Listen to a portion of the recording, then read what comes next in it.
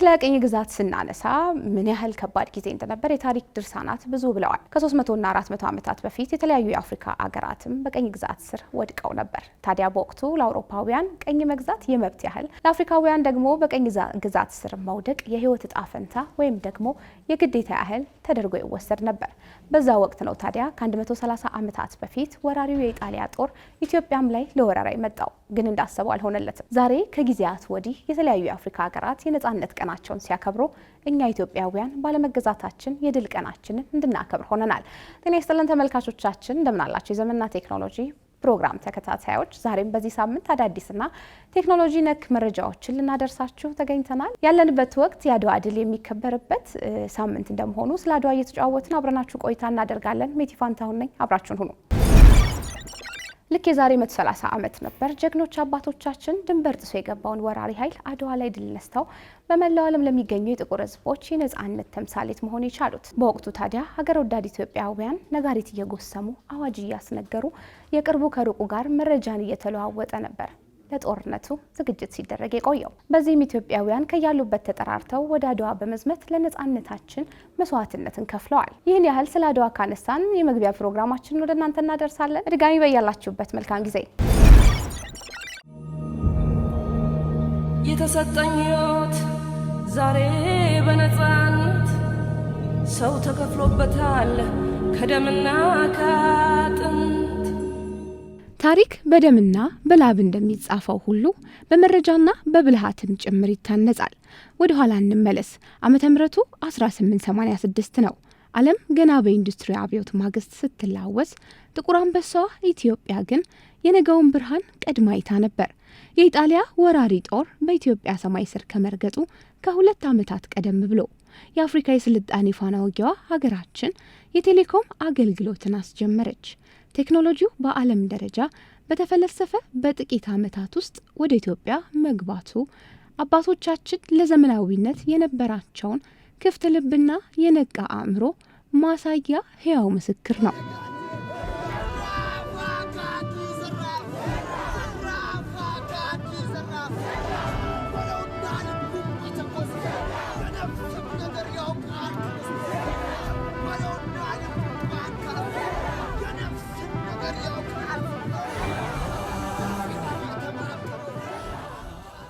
ከሐረር እስከ አዲስ አበባ የተዘረጋው የ477 ኪሎ ሜትር የሽቦ መስመር በወቅቱ የነበረውን የርቀት ጋሬጣ ሰባበረ። መረጃ እንደ ንፋስ ፍጥነት መረማመድ ጀመረ። ይህ መሰረት ነው እንግዲህ ለታላቁ የአድዋ ድል እንደ አንድ ወሳኝ ስትራቴጂ ያገለገለው። ሯበልዬ ይዘ ጀግና ልጅ ይዘ ሰውዬ ሯበላተ ሯበልዬ ይዘ ጀግና ልጅ ግባለኝ ይድረሰው ለዛ ሰው ወራሪውን ለመለሰው የነጻነት ተምሳሌት አድርጎ ስሜን ክብር ላለበሰው ያረክልኝ ብዙ ነው ከፍዬም የማልጨርሰው ያረክልኝ ሁሌ አዲስ በሄድኩበት የምለብሰው። በ1888 ዓ.ም የጥቁር ሕዝብ ኩራት የሆነው የአድዋ ድል ሲበሰር ኢትዮጵያ ሉዓላዊነቷን በደሟ አረጋገጠች። ነገር ግን ድሉ የጦር ሜዳ ብቻ አልነበረም፣ የቴክኖሎጂና የዲጂታል ሉዓላዊነት መጀመሪያ እንጂ። ከድሉ ማግስት የቴሌኮም መስመሮች መዘርጋት ማዕከላዊ መንግስቱ ከዳር እስከ ዳር ካሉ ግዛቶች ጋር በአንድ ቃል እንዲገናኝ ያደረገው። መረጃው የደረሰው መሪ አገሩን የመጠበቅ አቅሙ የላቀ ሆነ። የአድዋ ድል የፈጠረው መረጋጋት ኢትዮጵያውያን ከውጭ ዓለም ጋር በቴሌግራፍና በባቡር መስመር እንድትቆራኝ መንገድ ከፈተ። ጅቡቲን ተሻግሮ እስከ አውሮፓ የሚደርሰው የቴሌግራፍ ድልድይ የኢትዮጵያን ድምፅ በዓለም መድረክ ከፍ አድርጎ አሰማ።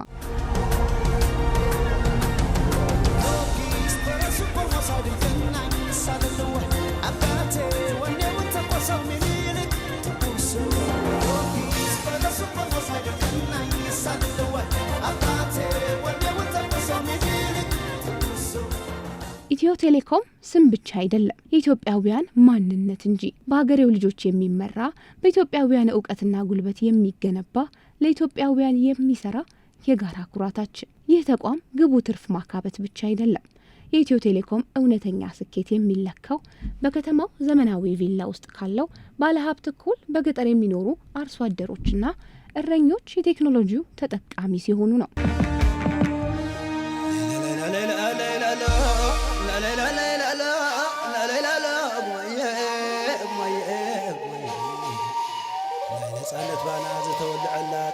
حبشة استسعرلا تاريخ عدوى قتل على الكلا يا ود غبي جنرال قالوا لا ርቀት ሳይገድበው ተራራ ሳይበግረው ገጠር ከተማ ሳይል በኩልነት የሚያገለግል የህዝብ አለኝታ ነው። ዛሬም በዲጂታል ዘመን የኢትዮጵያ ኢኮኖሚ ከዓለም ጋር ተወዳዳሪና አሸናፊ እንዲሆን ሌት ተቀን የሚተጋው ይህ ግዙፍ ተቋም የዲጂታል ሉዓላዊነታችን ዋስትና ነው። ለኢትዮጵያ የኢኮኖሚ ስብራት መድኃኒት፣ ለወጣቱ የስራ ዕድል ፈጠራ መሳሪያ፣ ለነጋዴው የገበያ ትስስር ድልድይ ሆኖ ሲያገለግል የሁላችንም ኩራት መሆኑን በተግባር እያስመሰከረ ይገኛል። አዎ ኢትዮ ቴሌኮም የሀገራችን ሰንደቅ ዓላማ በቴክኖሎጂ ሰማይ ላይ ከፍ አድርጎ የሚያውለበልብ የኢትዮጵያውያን የዘመናት ቅርስ ነው።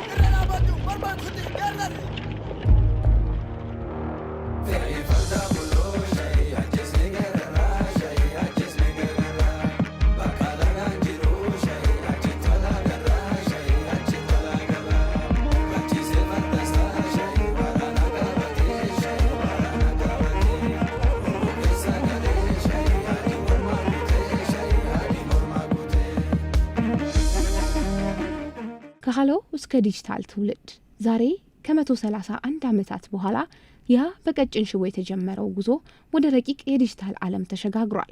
ትናንት ሰዎችን በሃሎ ሃሎ ለማገናኘት የነበረው ጥረት ዛሬ የሰዎችን የዕለት ተዕለት ህይወት ወደሚቀይር ግዙፍ የቴክኖሎጂ አውታርነት አድጓል። አሁን ላይ ስልክ መነጋገሪያ ብቻ አይደለም፣ ስልክ መገበያያ ነው፣ ገንዘብ መቀባበያ ነው፣ የስራ ፈጠራ መሳሪያና የእውቀት ምንጭም ጭምር ነው።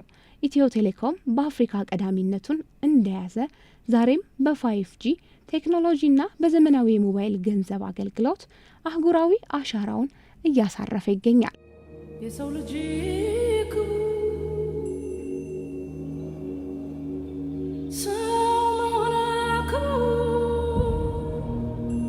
ሰው ሞቷል፣ ሰው ሊያድን ሰውን ሲያከብር በደግነት በፍቅር በክብር ተጠርቶ በክብር ይሄዳል ሰው ሊኖር ሰው ሞቱ። ትናንት በአባቶቻችን ራዕይ የተጀመረው ይህ ታላቅ ተቋም ዛሬ በልጆቻቸው እጅ ተኮትኩቶ ለዓለም ተርፏል።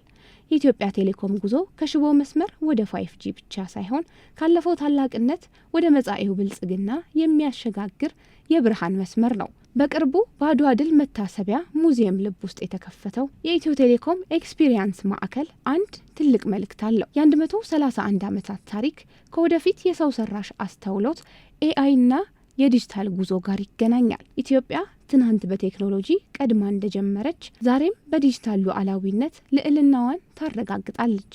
የአድዋ መንፈስ በሽቦውም በሞገዱም በዲጂታሉም ዓለም ውስጥ ሕያው ነው። ትናንትን የሚያውቅ ዛሬን የሚመራ ነገን የሚተልም የኢትዮጵያ ኢትዮ ቴሌኮም።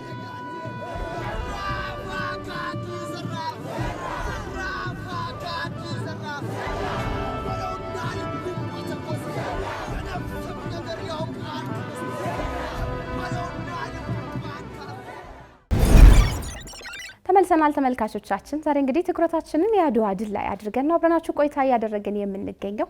አሁን ደግሞ የአድዋ ድል ለሀገራችን ኢትዮጵያ ካስገኛቸው ጥቅሞች መካከል የተወሰኑትን እየተመለከትን እንቆያለን።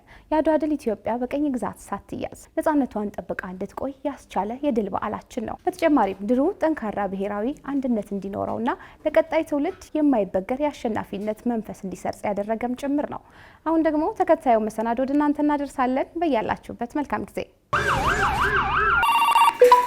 ሄሎ ጤና ይስጥልኝ። የጨጓራ ሲምፕተሞች ናቸው፣ ግን ደግሞ ሞር ምርመራዎች የማዝልሽ ይሆናል። ጤና ፈርስት እንዴት መሰለሽ ቦርን ያደረገው የራሴው ኤክስፒሪየንስ ነውና የሆነ ወቅት ላይ አይ ቲንክ የዛሬ 3 ዓመት አካባቢ ይመስለኛል ሕክምና እፈልግ ነበረ። በሆነ አጋጣሚ ታምሜ በዛ ሰዓት ላይ ከዚህ ቀደም ማቀው የሕክምና ተቋም አለና ወደዛ ሄድኩኝ። ሲሄድ ሕክምና በዛ ሰዓት አይሰጥም። ሌላም ተቋም ሄድኩኝ። እዛም የለም። ከአንገት በላይ ሕክምና ስለነበረ ማታ ነው የሚሰጠው። ሶስተኛው ጋር ሲሄድ ኦልሞስት ወደ 8 ሰዓት አካባቢ ደረሰ። እዛ አገኘሁኝ። ያን ህክምና ወስጄ ስመለስ ኦልሞስት እንግዲህ 8 ሰዓትና ከዛ በላይ ነው የጠፋሁት ያን ህክምና አክሰስ ለማድረግ። ስለዚህ እንደ አይቲ ሰው ሁሉም ሰው የሚቸገረው ነገር ሆኖ ስለታየኝ የኔ ኤክስፐርቲስ የት ጋ ነው ይሄንን ችግር ሊፈታ የሚችለው? ለምን ቤት ሆኜ እዚህ እዛ እያልኩኝ ስሽከረከር ከምውል በቀላሉ የህክምና ራይት ነው የት እንዳለ ማወቅ ያስፈልጋልና ይህን ችግር ለመፍታት የኔ ኤክስፐርቲስ የት ጋ ነው? አይቲ ጋር እንዴት ይህንን ችግር መፍታት አለብኝ ብዬ ከዛ በኋላ ነው ከቲሞቼ ጋር በማውራት ጤና ፈርስት ከዚህ ሀሳብ መነሾ ክሬት ያደረግ ነው። ስለዚህ አንድ ሰው አሁን በጤና ፈርስት ቤት ሆኖ አፖይንትመንት ብቻ ማየት ብቻ ወይም ቀጠሮ ማየት ብቻ ሳይሆን ህክምና ማግኘት የሚችልበት ፕላትፎርም ነው።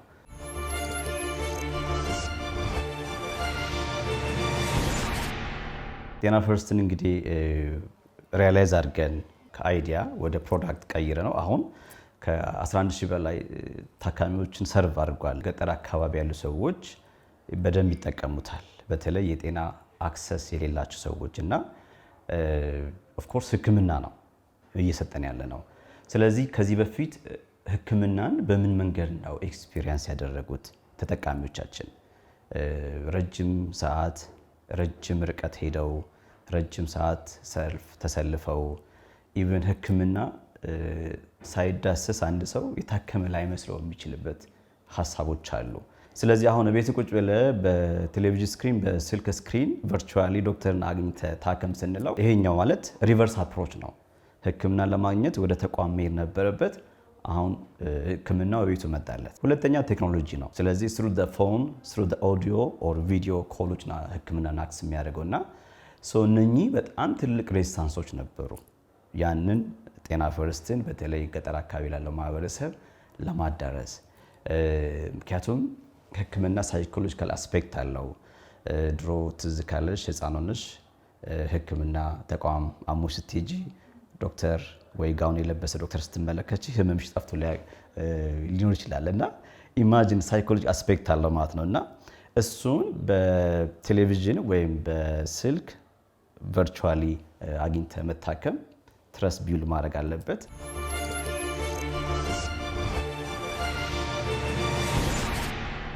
ገጠር አካባቢ ያለውን ማህበረሰብ ነው ማጆሪቲ አክሰስ እያደረገ ያለው በጣም እየተጠቀመ ያለውም እዛ ጋም የጤና አክሰስ በጣም ሬር ስለሆነ the other smartly approach ምንድን ያደረግነው ለምሳሌ ከሆነ ኤሪያ ላይ ከገጠር አካባቢ አንድ ታካሚ አክሰስ ያደርገን ቨርቹዋሊ ህክምናውን እንዲወስድ እናደርጋለን።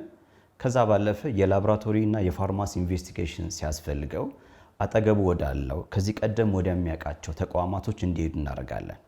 ስለዚህ ለምሳሌ ወደ ላቦራቶሪ ተቋም ስንልከው ከዚህ በፊት እዛ ተቋም ውስጥ ተገልግሏል። ስለዚህ ሎያሊቲ ኢንትረስት ቢውል አድርጓል።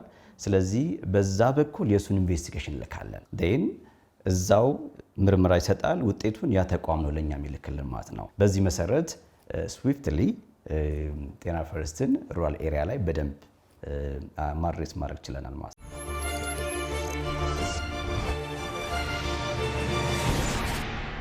አንድ ሰው ዊዝን 5 ሚኒት የሚፈልገውን ስፔሻል ዶክተር አክሰስ ማድረግ መቻል ትልቅ ነው። ኤኒ ታይም ኮኔክት የምታደርግበት ዊዝን 5 ሚኒት አክሰስ የምታደርግበት የግል ዶክተር አለሽ ማለት ነው። ያ ዶክተር ቨርቹዋሊ ቁጭ ብሎ ብዙ ፔሸንቶችን ሰርቭ ማድረግ ችሏል ማለት ነው። ህክምናን አክሰስ ለማድረግ የምታወጫቸው ትራንስፖርቴሽኖች አሉ፣ ዌይቲንግ ታይምሽ አለ። እነሱ ተጨምረው ነው ህክምና ውድ የሚያደርጉት። አንድ ከገጠር ያለ ሰው አዲስ አበባ መጥቶ ህክምና አክሰስ ለማድረግ ሳምንት ሊቆይ ይችላል። የሚጠቀመው ትራንስፖርቴሽን ኮስት አለው፣ አኮሞዴሽን ኮስቶች አሉት፣ ዌይቲንግ ኮስቶች አሉት። እነሱ ህክምናውን በጣም ውድ ያደርጉታል። ስለዚህ እነኚህ ባሪየሮች አወጣ ናቸው። ስለዚህ ህክምና አፎርዴብል ሆነ ማለት ነው።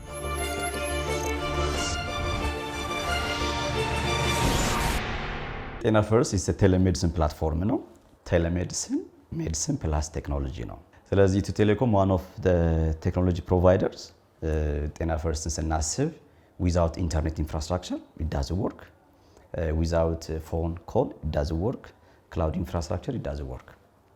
ስለዚህ ኢቨን ኮንታክት ሴንተራችን ኢትዮ ቴሌኮምን ነው የምንጠቀመውና በዚህ ረገድ ኦፍ ኮርስ የመጀመሪያ ሪች አውት ያደርግ የነበረውም ኢትዮ ቴሌኮምን ነው።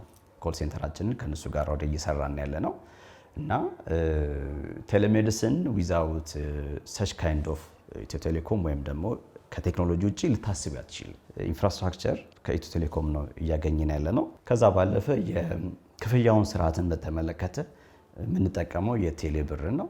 ስለዚህ ሰዎች ባሉበት ቦታ ሆነው በቀላሉ መክፈል የሚያስችላቸውን ነው።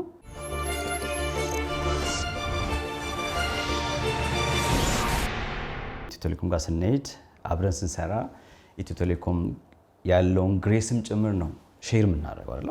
ኤክስፒሪየንስ በዩ ማርኬት ሚሊየንስ ኦፍ ኦዲየንስ ያለው ተቋም ነውና ከዛ ባለፈ ፕሩቭን የሆነ ኤክስፒሪየንስ አለው።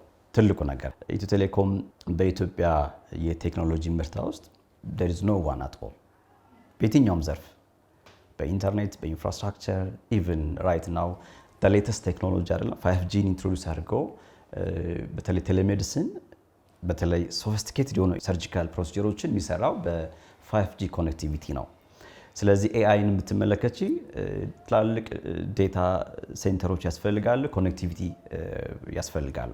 እነሱንም ሁሉ የምታገኙ ኢትዮ ቴሌኮም ጋር ነውና እንደ ሀገርም እንደ አንድ ስታርታፕም ኢኒሺያሊ የሚመጣልኝ ኢትዮ ቴሌኮም ነው።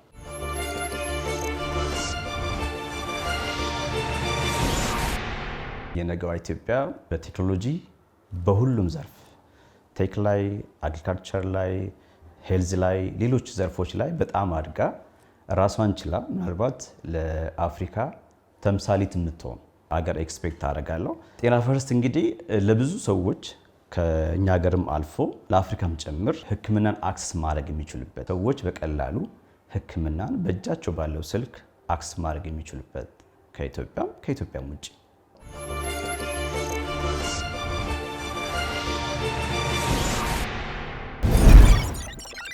ሰላም እንዴት ናችሁ? ዮሐንስ ግርማ እባላለሁ። በዛሬ ፕሮግራማችን ላይ ይዤላችሁ የመጣሁት ኮምፒውተራችን ላይ 3 ጠቃሚ ሶፍትዌሮች ናቸው።